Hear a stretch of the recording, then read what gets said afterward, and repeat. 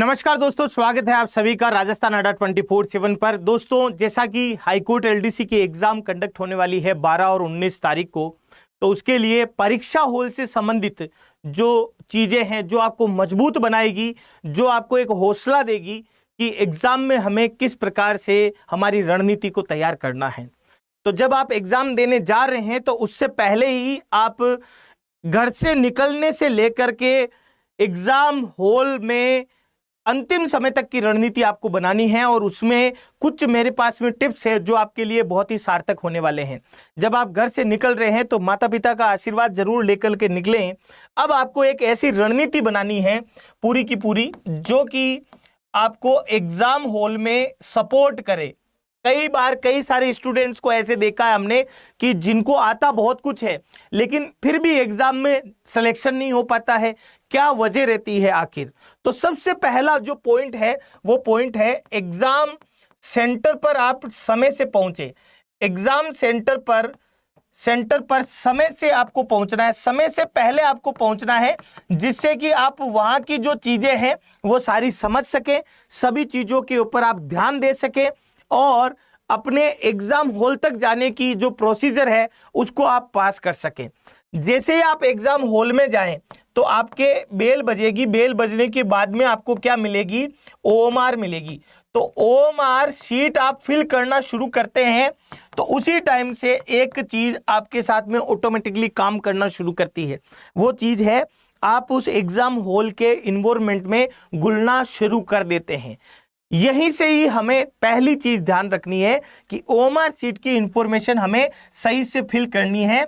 ये अभी इस वीडियो के साथ में अपने दिमाग में डाल लीजिए कि ओएमआर शीट की कोई भी गलती है वो हमें नुकसान दे सकती है। जैसे आप ओएमआर शीट फिल करना शुरू करेंगे तो आपको यहां पर क्या मिलेगा? इन्वायरमेंट मिलेगा एग्जाम हॉल का।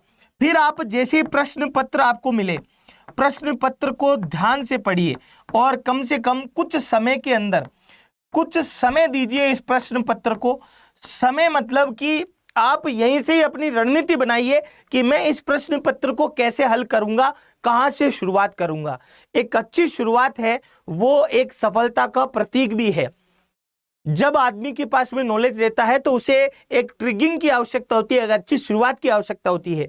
आप क्या करिए, सबसे पहले इजी प्रश्नों को चुनिए, सरल प्रश्नों को चुनिए और सरल प्रश्नों को चुन करके आप सीधा ओएमआर में उत्तर फिल करिए।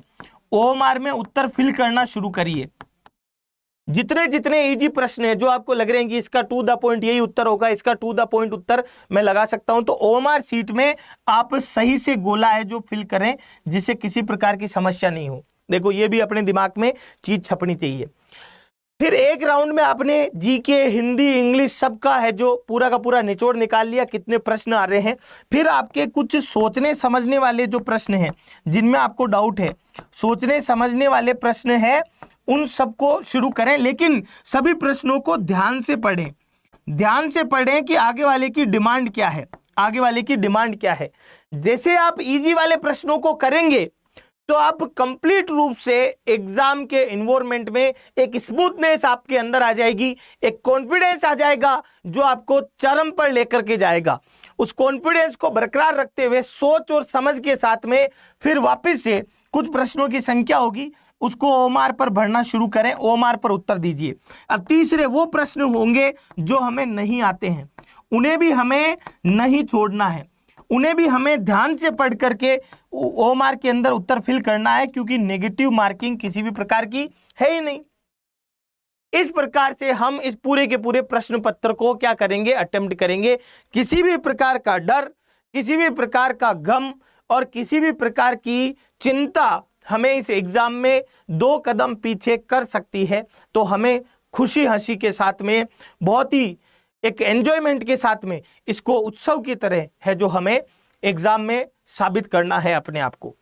तो ये जो महत्वपूर्ण बातें थी, होपफुली कि आपके लिए बहुत ही इंपॉर्टेंट रखेगी इस एग्जाम को लेकर के।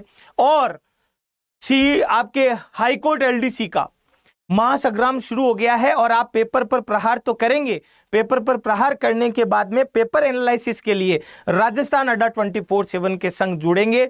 जिससे कि आप आंसर की का पता लगा सके और अपना एवल्यूशन कर सके।